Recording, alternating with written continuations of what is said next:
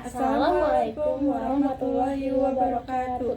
Saya Afrilia Natasha dengan NPM 2023015846 sebagai konselor. Saya Desi Puspitasari dengan NPM 202301500815 sebagai klien.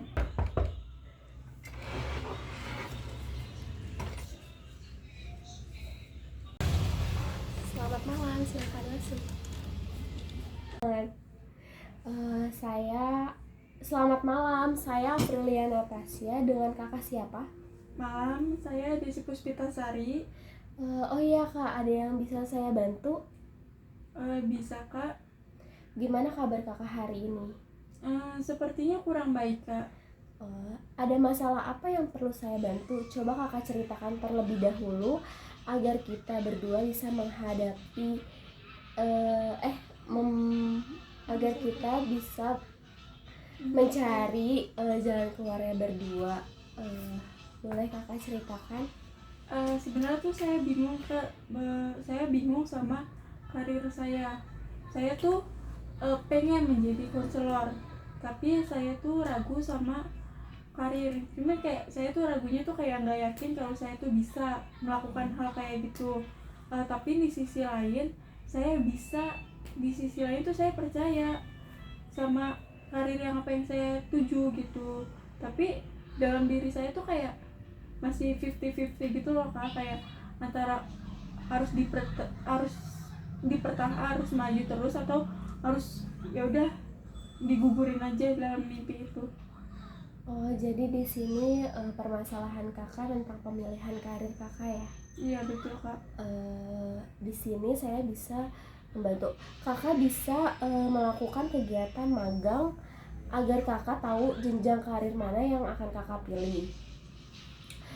Di bidang itu dengan jenjang karir yang kakak pilih itu kayak misalnya kakak udah magang nih di suatu perusahaan ya, saya di suatu perusahaan, misalnya kakak cocok nih sama perusahaan ini, terus kakak bilang oh mungkin karir gue di sini ya, tapi kakak belum yakin nih, kakak coba cari lagi kayak magang di perusahaan lain, terus kakak dapat nih oh mungkin di sini ya karir gue gitu. Jadi kakak tuh kayak harus bisa menentukan yang lebih tepat agar kakak tuh nggak bingung, dan kakak tuh harus terutama ya kakak tuh harus yakin sama diri kakak sendiri dulu, kayak oh karir gue di sini nih, karir gue di sini nih, itu kakak tuh bakal bisa menentukan gitu, dengan jangan kayak dengan satu pekerjaan, misalnya kakak dengan pekerjaan itu kakak cocok, mungkin karir gue di sini ya, padahal dalam hati kakak itu mungkin di tempat lain gue bisa jadi lebih bagus ya gitu. Jadi di sini tuh kakak benar-benar harus milih. Kenapa saya bilang kakak harus benar-benar milih? Kakak juga milihnya dengan jangan dengan kepuasan, karena kalau dengan kepuasan juga semua orang juga kayak dengan udah punya pekerjaan itu kayak oh ya udah gue di sini aja, mungkin bidang gue sini, karir gue sini, padahal itu enggak. Jadi tuh kakak benar-benar harus milih dengan keyakinan kakak, kayak maksudnya meyakinkan diri kakak kayak oh kayak benar-benar pas banget gitu loh kak, kayak oh saya di sini nih karir saya gitu. Maksudnya kakak paham kan, kayak kakak tuh harus benar-benar kayak meyakini suatu tempat itu kalau benar-benar kakak tuh yakin sama si perusahaan itu untuk kayak menentukan jenjang karir kakak. Oh berarti kita harus mencoba hal yang baru ya kak, jadi kita nggak bisa nge-stuck di dalam satu perusahaan itu. Iya, jadi tuh kita kayak gak boleh nge-stuck di perusahaan itu.